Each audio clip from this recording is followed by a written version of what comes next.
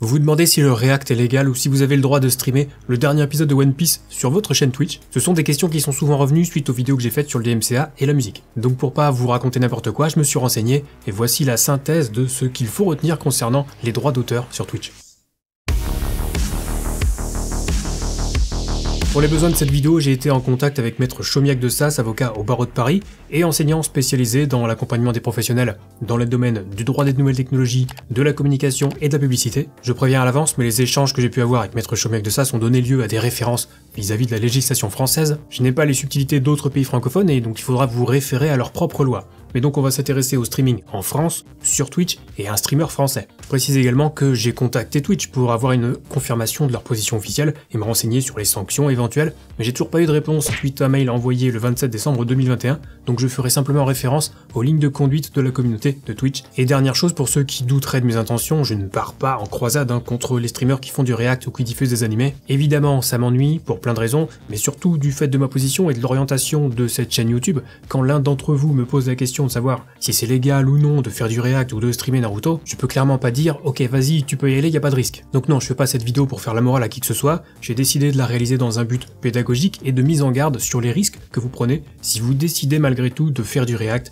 de diffuser un film ou un animé sur votre chaîne. Et donc maintenant que c'est dit, on va essayer de donner un petit peu un cadre à cette nouvelle méta qui est à la mode en ce moment sur Twitch, la méta TV. Donc Twitch est bien entendu détenu par Amazon, c'est une société américaine soumise à ses propres lois, qui sont plus ou moins indiquées dans les conditions générales d'utilisation du site et qu'on trouve sous la forme de ces fameuses lignes de conduite de la communauté disponibles publiquement. Mais Twitch propose ses services à des Français et peut donc être soumis à la législation française, ce qui fait qu'au final, pour un streamer français, c'est plutôt le droit français qui sera appliqué. Et je vous épargne les subtilités, notions de territorialité, la nationalité de l'ayant droit, ça devient vite complexe. Retenez simplement que pour un streamer français diffusant du contenu d'un ayant droit français, par exemple TF1, qu'il habite en France ou à Malte, c'est le droit français qui s'appliquera. Et du coup, les lignes de conduite de la communauté de Twitch, à la limite on peut voir ça comme un règlement intérieur avec des choses à faire et à ne pas faire. Mais au final, c'est essentiellement la loi française qui s'appliquera en cas de litige, tout simplement parce que Twitch est l'hébergeur et que le streamer est l'éditeur, et c'est généralement l'éditeur qui risque de se faire poursuivre. Après, l'objectif de Twitch, c'est qu'il y ait de plus en plus de monde sur son site. C'est une logique commerciale, il n'y a rien de nouveau ici. Que ce soit bien ou pas, que ça dénature ou pas l'image de Twitch sur le long terme, c'est pas le sujet. Le sujet, c'est que pour remplir cet objectif, Twitch va donner un maximum de liberté de contenu à ses utilisateurs, et au final, se contenter de faire de la modération. Pourquoi ? Déjà à cause du streaming en lui-même, ça se passe en direct, donc il faudrait énormément de moyens pour faire de la modération en temps réel, vu le nombre de streams en simultané sur Twitch. Les seuls moments où vous voyez de la modération, c'est quand il y a un signalement. En général, pour que ça interpelle la modération, il faut que ce signalement soit répété et potentiellement massif.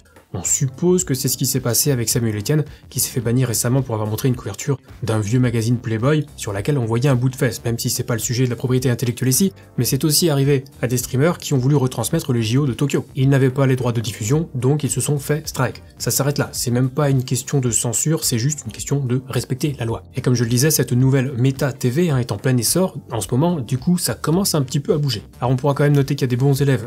Par exemple en début d'année 2022, la streameuse Pokémon s'est fait bannir de Twitch après avoir été notifiée d'un strike DMCA, suite à un stream durant lequel elle avait regardé Avatar le dernier maître de l'air. Le comble de l'ironie, c'était quand même qu'elle avait titré son stream, je vais traduire, nous allons enfin le faire, avec un peu de chance, tout se passera bien. Rappelons qu'Avatar est un animé japonais, une œuvre soumise aux droits d'auteur, donc en toute logique la loi est du côté des ayants droit, y a rien à dire. Pokémon a d'ailleurs réagi par la suite en tweetant qu'elle trouvait la sanction logique et qu'elle ne considérait pas que ce qui s'était passé était injuste. Une réaction mature. D'autres ont également reçu des strikes, notamment pour avoir streamé l'émission MasterChef, et ont décidé de ne plus rien faire, ils ont bien entendu raison. Le cas des XQC est intéressant aussi. XQC, c'est l'un des plus gros streamers sur Twitch et il diffuse depuis quelques temps l'animé Hunter x Hunter, un excellent animé, et a fait du React aussi sur l'émission MasterChef, et malgré les avertissements et déjà quelques strikes à son actif, notamment récemment en juillet 2021 pour avoir tenté de diffuser les JO de Tokyo justement, il a publiquement déclaré qu'il continuerait à tout diffuser en disant que ça ne changerait rien, que même s'il prenait des strikes, il ne serait jamais banni définitivement de Twitch. Un de ses arguments principaux étant que tout le monde le fait et que donc lui aussi a le droit de le faire. Et c'est dommage de voir des streamers avec autant d'influence adopter ce type de comportement. Provoquer comme ça, c'est le meilleur moyen d'attirer l'attention des ayants droit. Et je pense très sincèrement que ce comportement fait du tort à la plateforme, y compris en termes d'image. Bon, à titre personnel, si ça peut permettre à Twitch de passer un petit coup de balai, je suis pas contre. Si on voulait que ça aille un peu plus vite, d'ailleurs on pourrait lui suggérer de streamer du contenu Disney, vu que Disney a l'une des politiques les plus agressives en matière de droits d'auteur, et surtout de préjudice imputés à son image. Donc une chose est sûre, ça finira par arriver chez nous, au même titre que les maisons de disques ont commencé à user du DMCA depuis environ 2 ans, les ayants droit des émissions de télé ou des animés japonais vont s'intéresser de plus en plus à cette zone un petit peu grise qu'est Twitch, et le brouillard va finir par se lever. Mais alors du coup, que dit la loi? Alors le code de la propriété intellectuelle définit ce qu'est le droit d'auteur, ses conditions, son application, etc. Et au même titre qu'aux États-Unis il existe le fair use, en France il existe des exceptions au droit d'auteur. Elles sont définies par l'article L122-5 du code de la propriété intellectuelle. Il en existe 13 et dans celles qui pourraient éventuellement nous intéresser, on trouve l'analyse et la courte citation, la revue de presse, la parodie, sachant que les 2 premières exceptions nécessitent systématiquement d'indiquer le nom de l'auteur et la source. Donc pour le cas des films et des animés, c'est simple au possible.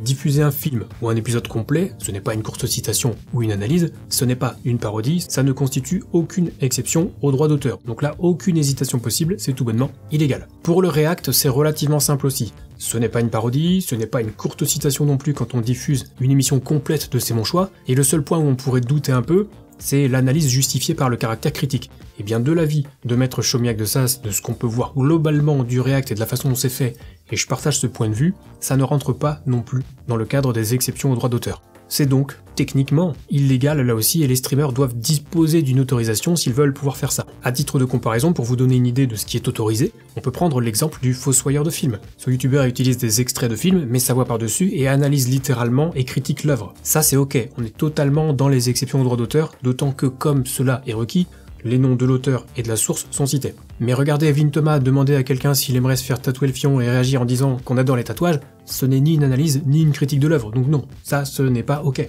Du coup on va aller plus loin en se demandant quels sont les risques encourus. Ils peuvent se faire à 2 niveaux.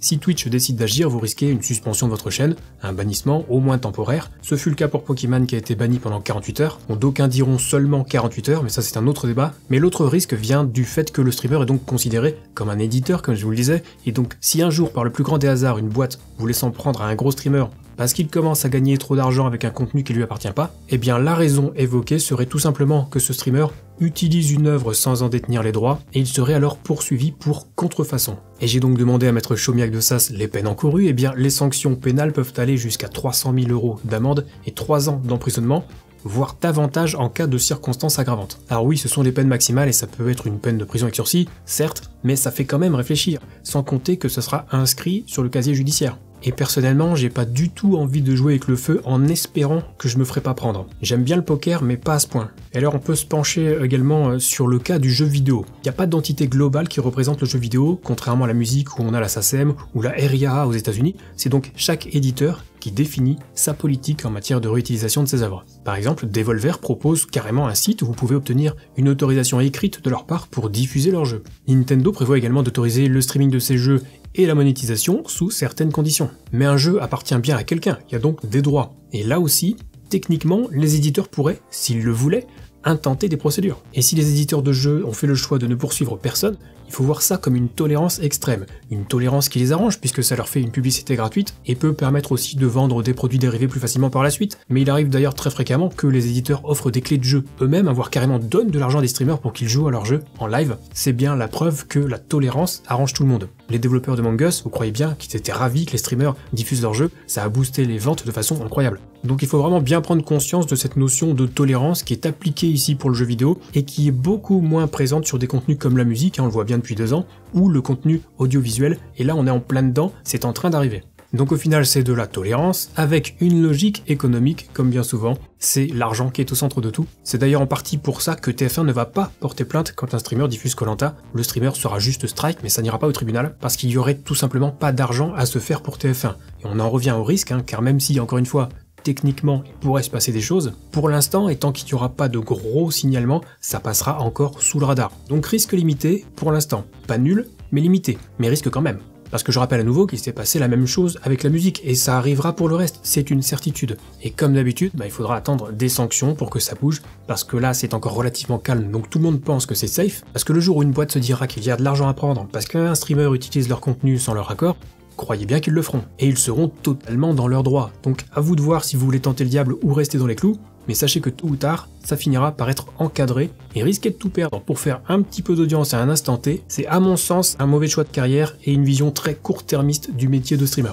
Alors j'ajouterais que le risque d'attirer trop l'attention là-dessus, au final, c'est d'avoir de plus en plus de contraintes et de moins en moins de liberté. Donc si jamais Twitch serre la vis pour éviter les procès, et que les streamers n'ont plus aucune liberté dans leur contenu, eh bien vous pourrez remercier tous ceux qui auront contribué à plomber la plateforme en agissant sans penser aux conséquences. Mais bon, je vais pas insister trop là-dessus, je le disais en préambule, je veux pas passer pour le moralisateur de service, c'est juste que c'est vrai que c'est un petit peu pénible quand on informe, qu'on prévient, et que malgré ça on constate que des streamers ne sont toujours pas au courant, ou dans le pire des cas, comme XQC, ils n'en ont juste rien à faire. Et là c'est même pas que ça devient frustrant, c'est que ça devient vraiment très triste. On pourrait même s'interroger pour se demander à quel moment ça a dérapé.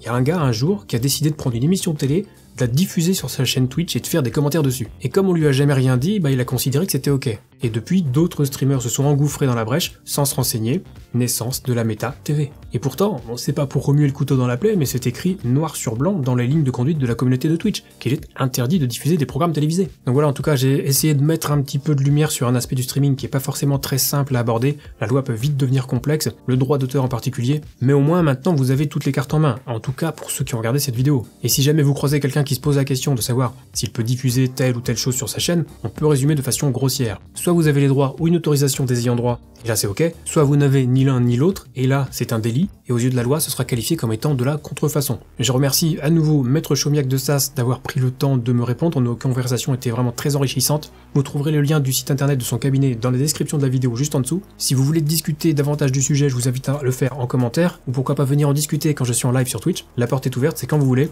et sur ce c'est la fin de cette vidéo, on se retrouve très vite pour la prochaine, et d'ici là, bon stream.